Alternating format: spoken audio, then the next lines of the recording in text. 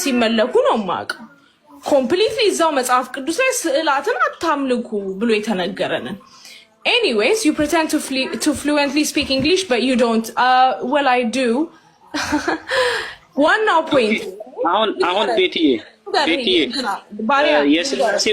የስላሴ እና የክርስትና ውሸት መሆኑ ነው እስልምና ውስጥ እንድትገቢ ያደረገሽ?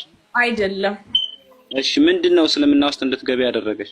የመጽሐፉ ዩኒክ መሆንና የመጽሐፍትን ባልተቤቶች ሪፈር አርጎ ማውራቱ ቅድም እንዳሳየው አንቀጽ። ሌላው ኮንሲስተንት የሆነ ሐሳብ በሰው ልጅ እንዳልተጻፈ ታውቀዋለህ። በቃ ከዛ ደግሞ ባለፈ ነብያችን ሰለላሁ ዐለይሂ ወሰለም ሰላም በሳቸው ላይ ይሁን መጽሐፍም ማንበብም የማይችሉ ነበር። ቁርአኑ ላይ ደግሞ ምን ብሎ አረጋገጠ? እሳቸውን መጽሐፍና ማንበብ እንዳይችሉ ያደረግነው ነገ መታችሁ እንዳታስተባብሉ ነው። ከዛ ደግሞ ዩኒክ ያደረገው እኔ በመጽሐፍ ቅዱስ የመጨረሻውን ነብይ አላውቀውም። ስላሴ ኢየሱስ ጌታ ነው ከተባለ ነብይ ላይ ሆኖ ነው። ስለዚህ የመጨረሻው ነብይ አይደለም ማለት ነው። ምን ማለት ነው? ነብያችን ሰለላሁ ዐለይሂ ወሰለም የመጨረሻው ነብይ ናቸው ማለት ነው። ከዛ ወደ መጽሐፍ ቅዱሱ ደግሞ ስታይ ወደ ድሮ መጽሐፍ ቅዱሱ ስታይ ኢቭን ሐሳቡን ስትረዳ የእውነትም ነብያችን እንዳይመጡ ተረጋግጧል። እሱ ብቻ ሳይሆን የቁርአን የአጻጻፍ የሊትራሪ ጥበቡ ከዛ ደግሞ ብዙ ሰዎች ከመጽሐፍ ቅዱስ ተገልብጧል ሲሉ ወደ ሳይንስም ወደ ዕውቀትም ደግሞ ወደ ሌላ ሪፈርስ አረግ ጭራሽ ቁርአን እንዳልተገለበጠ ሳይንስ ራሱ ፕሩፍ አረገ ወይም ሊቆች ፕሩፍ አረጉ። ከዛ አልፎ ደግሞ የማትጠብቃቸው ሳይንቲፊክሊ ፕሩቭን የሆኑ ኒውሜሪካሊ ፕሩቭን የሆኑ ኮንሲስተንት እና ሶሊድ እና ኮንክሪት የሆነ መጽሐፍ እንደሆነ እኔ አረጋገጥኩኝ። ከዛ ምን አልኩኝ?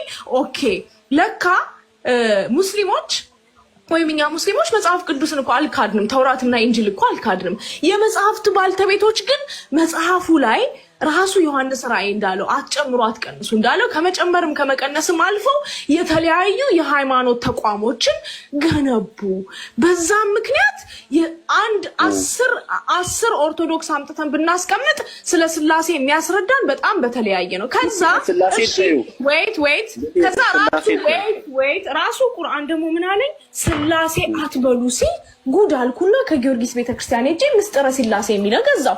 ምን ምስጥረ ስላሴ ሚስጥር ከሆነ ምን እዛ ጋር ሚስጥሩም አልተፈታም። እነሱ ሚስጥሩን አያውቁትም። ሚስጥር እስከሆነ ምንድነው ማምነው? ሌላው ኮንሴፕት ደግሞ መጽሐፍ ቅዱስን ሳነብ ስላሴ የሚል ቃል አጣሁኝ። ከዛ ቁርአን ግን የዛሬ 1400 ዓመት የተጻፈው ትልቁ መጽሐፍ ላይ ግን ስላሴ አትበሉ አለ። ነብያችን ስለ ስላሴ የሚያውቁበትም ዕውቀት አልነበራቸው። ይሄን ደግሞ የምታረጋግጠው ስለ ጽንስ ስለ ኤምብሪዮሎጂ ሁላ ተጽፏል። ከዛ ደግሞ በሐዲስ ምን ብሎ ተነገረ?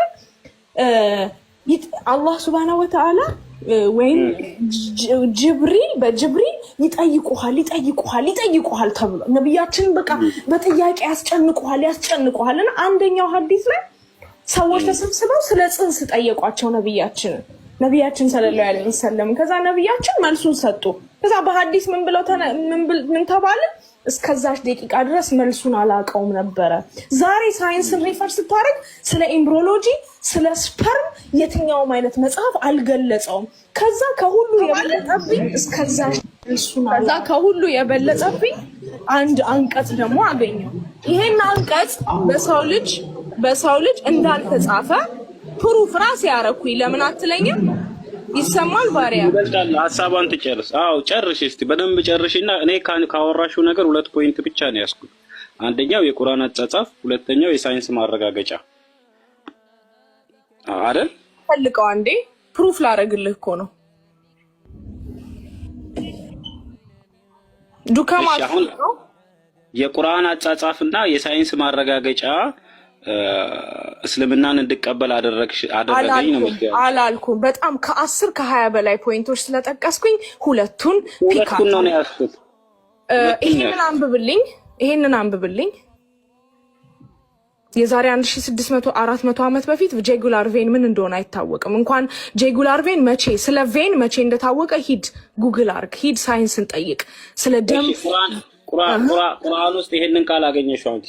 አዎ ገረመኝ፣ ተደነኩ። ይሄ ብቻ ሳይሆን በጣም ብዙ ማን ነው ተጠቃሚ እስክል ድረስ ለምሳሌ and they planned and they failed, Allah is the best of planners ይላል። ይሄን አንቀጽ ብቻ ይዤ ከዚህ አንቀጽ ማን ነው የሚጠቀመው አልኩኝ።